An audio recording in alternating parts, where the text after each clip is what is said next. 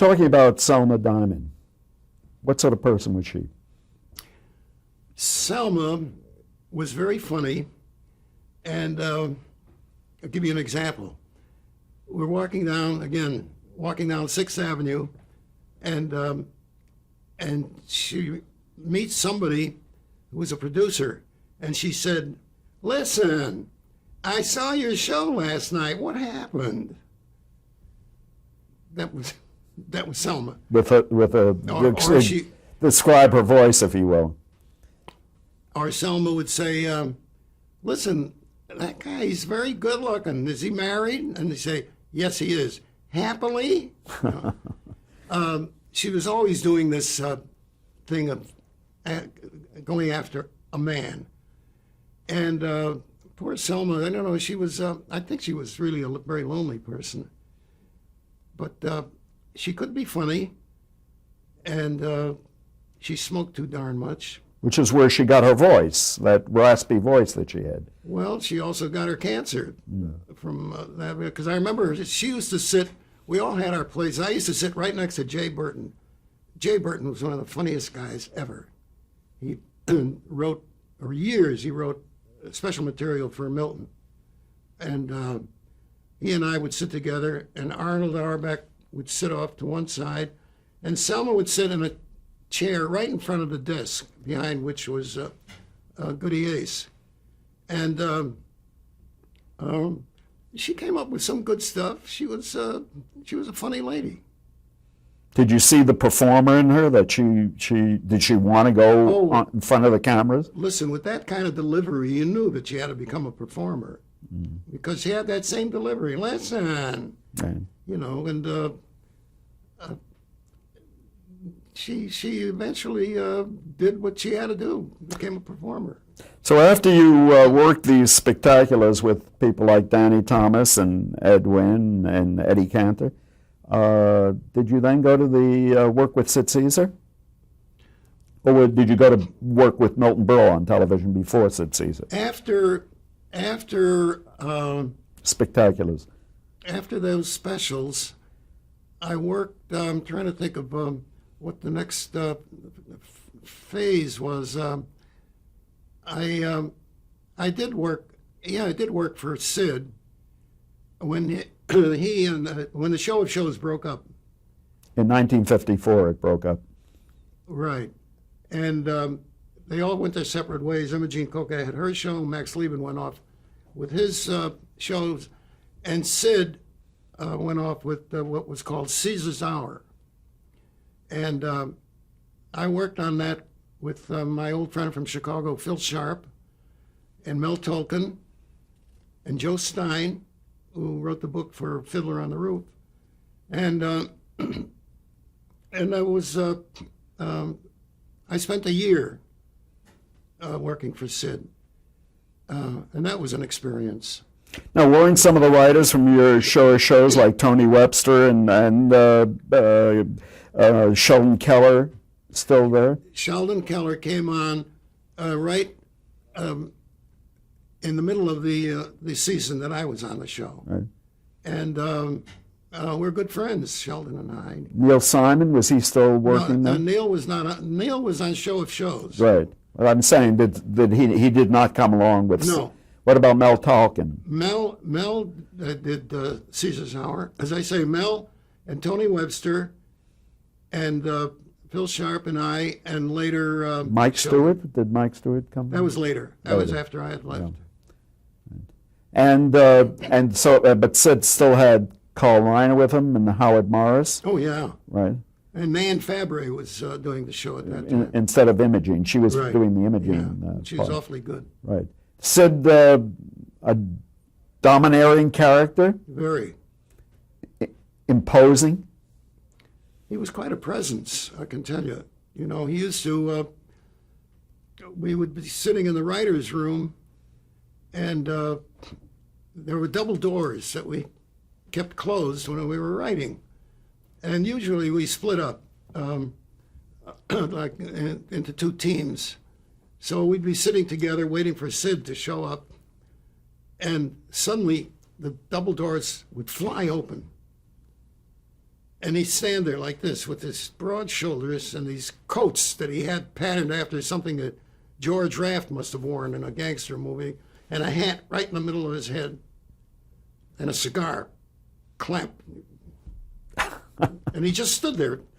And I don't know whether he expected applause. It's like letting us know, I'm here. And then he would go over. I was sitting behind the typewriter, and I had paper on the typewriter, and go over and look at the corner of the page. You're only on page 4? So the next time he came in, and he went to look at the corner of the page, I had written in 38. You know, a sketch runs, 9 pages. And he never looked again after that. But Sid, I used to love his reactions, because the reason he was so great at doing what he did was he registered pain and discomfort and disappointment better than anybody I've ever seen. And I knew that, and this might have been a little sadistic, but I tell you, I just liked to watch his reaction. And he used to wear, like I say, strange clothes. He came in once with shoes that buttons, you know, like they wore back in the last century. High button shoes. High button shoes and suede. So I remember I looked down once and I said, Sid, is that a spot on your shoe? And he went like this. He just stared at it for about 5 minutes. We lost him. We lost him for the rest of the afternoon. Sheldon Keller remembers another little sadistic thing that I did. Sid would come in and sit in this big club chair. I'm right in front of him, behind the typewriter. Behind me, by the way, this was in the Milgram building, which was a women's department store on 57th Street. And we were on the 11th floor, and it was a wide window with Venetian blinds. And Sheldon remembers that I used to go over and take one of the slats and turn it so that when Sid would come in, he'd stare at it for a long time, finally get up and go over and straighten it. Couldn't stand anything like that, you know. But no, he was probably the most creative guy I've ever known. He was Now, you were all a bunch of young people. Did it get kind of raucous? Always. It was always raucous. And how was any kind of control maintained, or wasn't it? You had to get things done. Who took the reins? You knew when you came up with a line, a joke, an idea, you knew as soon as it was out of your mouth whether this was acceptable or not. Sid would, I don't remember ever falling down laughing at anything. He would just say, "That's good, let's do that." You know, it was like that. And then you'd hear it on the show and it'd get roars of laughter. But we used to kid about it, how you'd float an idea, you know, and what would happen is somebody would come up with a line, and Sid or somebody else would go, shoot it down. So I remember sitting around quietly like this once, and I was looking up, and Sid said, "See anything?" But could you cite your favorite sketch or skit from that show? Did I what? Your favorite skit from that show? I think the satires we did on movies they were done so well, and Sid was so great. On the Waterfront, for example, and then the foreign films where he played the Italian. He told me that when he did the Italian double talk, and he does it so brilliantly, he said he was told that there was a guy, I think in Philadelphia, a bartender, and we used to watch the show on Saturday night. And when he did the Italian double talk, the bartender stopped serving. He wanted to hear this. And the funny part is, that he would translate what Sid was saying to people at the bar. Oh, he just said so and so. It's all double talk Italian. He was that good. And yet, when he got out of character, when he got in front of the audience as Sid Caesar, he was tongue-tied rather than double talk. He was tongue-tied. Tongue-tied and coughed a lot. Yeah. It was a nervous cough that he couldn't control. And this was the reason for this? He just didn't feel comfortable with himself? Or? I don't know. I would take really years of analysis to figure out why. You know, he was very comfortable. He knew exactly what he was doing every minute he was out on that stage. He knew exactly what he was doing, and he was very confident. I never saw him, like some comics say, I don't know about this sketch, or I don't, nothing. Walked out there self-assured, self-confident, but I don't know why. My guess is that he himself didn't know who he was as Sid Caesar. He knew who he was when he played, the various characters. The various characters. Then he could hide behind all those people. But as Sid himself, I was surprised when somebody pointed out to me, he says, Sid is really not a very sociable person. At a party, he usually sits by himself in a corner and just, even to this day, let's get together, let's have lunch. I need some laughs. I need laughs. And he doesn't supply the laughs. He wants to hear jokes. He wants to hear, experiences. Don't we see this with a number of performers who do a lot of characters? Alec Guinness was notorious for that, for being a very lacking in presence type person unless he was playing a character. That's right. And even Anthony Hopkins today doesn't come across very strongly as himself. I know very few people that can be themselves, can be their own persona, and be funny, and not have to submerge himself into that character that he knows so well and that he knows is going to score. Jackie Gleason could do it. Gleason could do it, yeah. I think Phil, to a certain extent, could do it. Phil Silvers. Right. Now, you only stayed with Caesar's Hour for a season. Why did you leave? How come you left? I felt that it got a little fatiguing, quite frankly. There was not that I wasn't up to it. I pitched right along with the rest of them, but I just I wanted to go somewhere where maybe there was a little more latitude, and sitting in a room that was blue with cigar smoke and just in a constant battling, and charging, it was fun, and I loved it. It was very competitive. Very competitive, and Sid was quite demanding, as he should be. Now, there was a specter hanging over the entertainment industry at this time. You alluded to it previously. This was the early 50s. It was called Red Channels, and it was blacklists. Were you impacted by this? Well, I got a subpoena, if that's what you're asking. I did get a subpoena. From whom? House Un-American Activities? House Un-American Activities Committee. I did indeed, and I had to appear. After a number of postponements, I did finally appear. My attorney was the same attorney that Carl Foreman had. Carl Foreman, the director, writer, responsible for A Bridge on the River Kwai, High Noon, among others, and he went into self-imposed exile and did great in Great Britain. And I had his attorney. Whose name? Sidney Cohen. And he advised you to do what? He advised me to take the Fifth Amendment, which the original Hollywood 10 did not. They relied on the First Amendment. And that was not enough to stop a contempt citation. But they didn't know at that time. It was developed later on. I think that Sidney Cohen helped develop that, what they call the diminished fifth.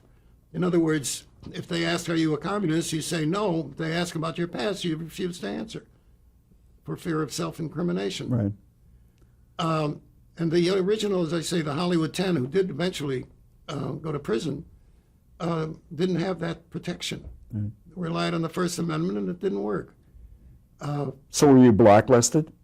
No, I was lucky again, because by the time they got to me, they were really scraping the bottom of the barrel. They had been through the stars and, the various people that they really wanted to nail, Hollywood people, Broadway people. And by the time they got to me, first of all, it was a closed session.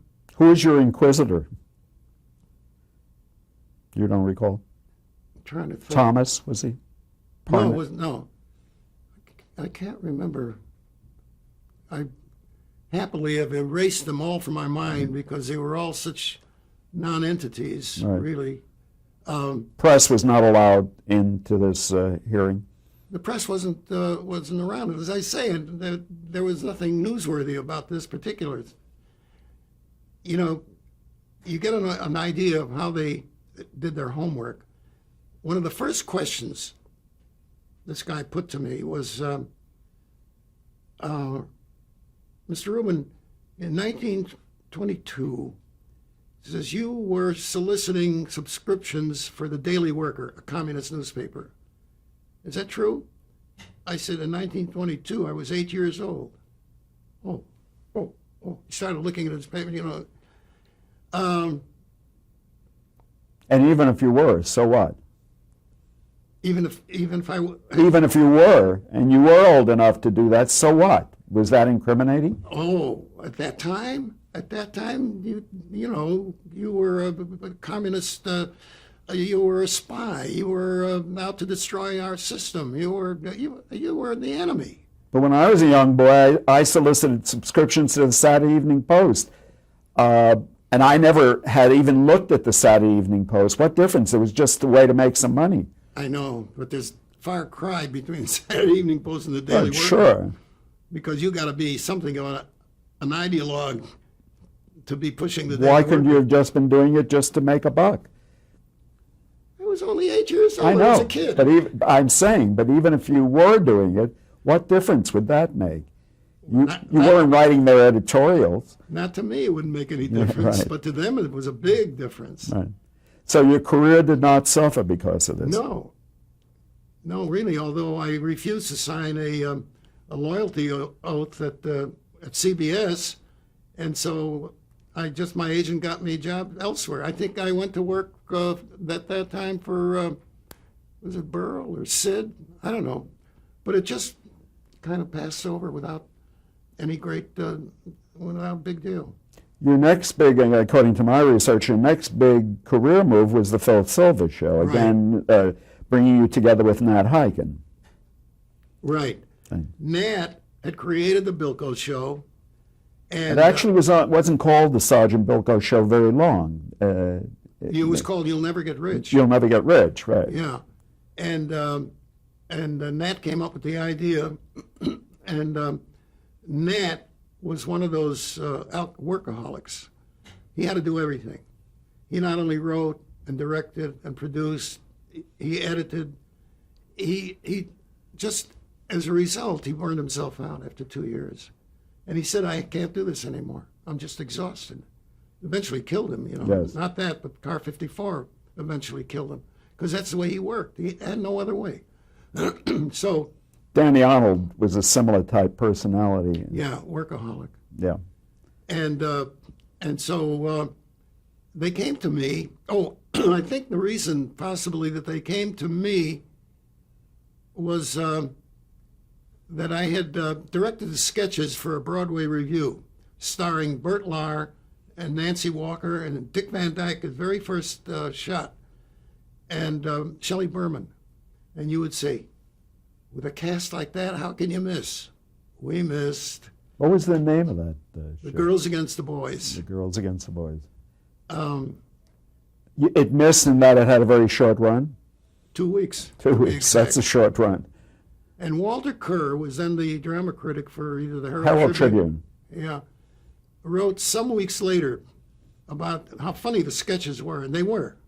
Arnold Harwood. You remember Arnold Harwood? He was a lyricist and a sketch writer on Broadway, and we did these sketches. which I directed. And Bert Lahr and Nancy Walker were a dream to work with. They were two such wonderfully professional, funny people that whatever piece of business you gave them, they improved on it immediately. Say, Bert, I think it would be funny if you said, okay, you know. And then what would come out, we did a sketch called Hostility that lasted 11 minutes, and not a word was spoken between them. It was about a couple living in a cold water flat in a tenement. And when we opened with Nancy sitting in this cold water flat in a dumpy room, giving herself a pedicure.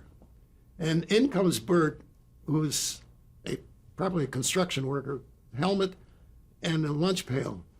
And to show his anger and his fury, he opens the lunch pail, takes out the sandwiches which have not been eaten, and drops them in the garbage.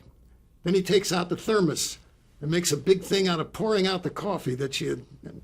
And the whole thing was like, it was hostility, where they just, if they did look at each other, it was a glare.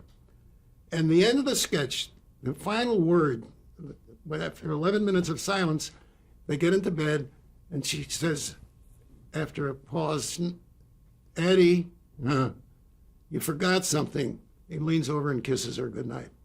Now, there were sketches, and Dick did a wonderful sketch himself. Dick Van Dyke did. Yeah.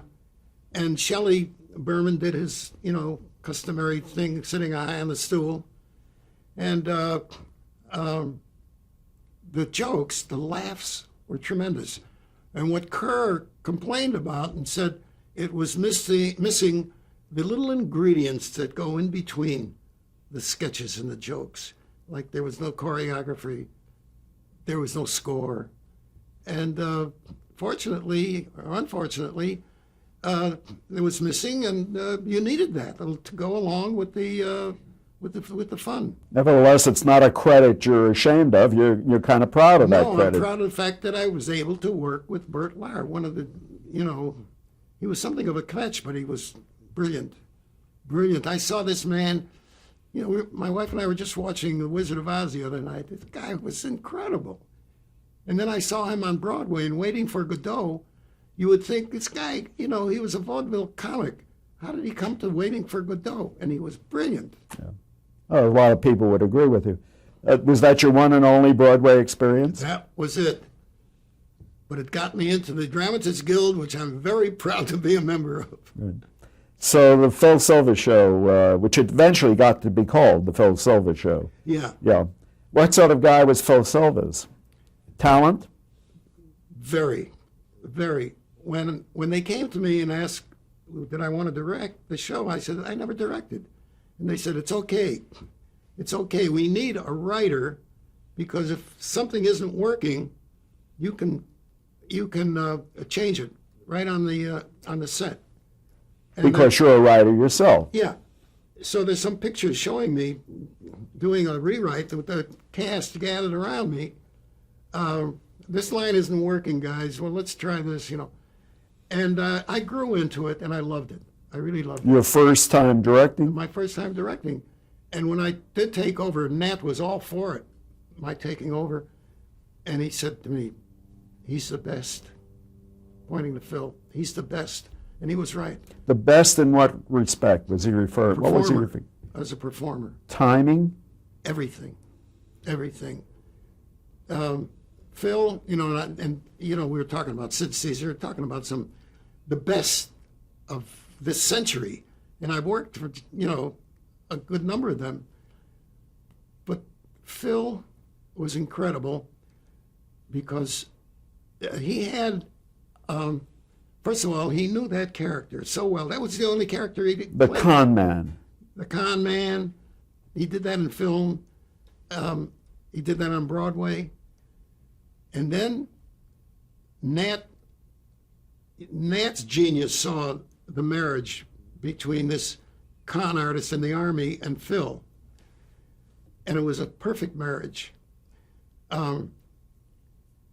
So when I started to work with him, they They used to do it in front of an audience, and then Phil got tired of that. I think, if I'm not mistaken, they would take the show to an army camp. And then Phil got tired of that. So what they did was they'd do a 3-camera show without an audience and put a laugh track in later. I always felt sorry for Phil, who was well, they're all complex, but Phil was really complex. First of all, an inveterate gambler, as everybody knows. It's no secret that he just ruined a couple of marriages that way. He bet on everything. He bet on how fast a fly would walk across that window. I mean, he was just, he was on the phone, this basketball game, that football game, that fight, that horse race. And as a result, he was a terrible insomniac. And I used to feel sorry for him. Coming in the morning, he had to be there like 7 for makeup. And he'd finally drag himself upstairs to the set and plop down in the director's chair. And, just probably having had a couple of hours sleep, purple bags under his eyes, which they tried to do away with makeup. And they say, ready for you, Phil. And he'd get up and he'd walk into the set and they'd hit the lights.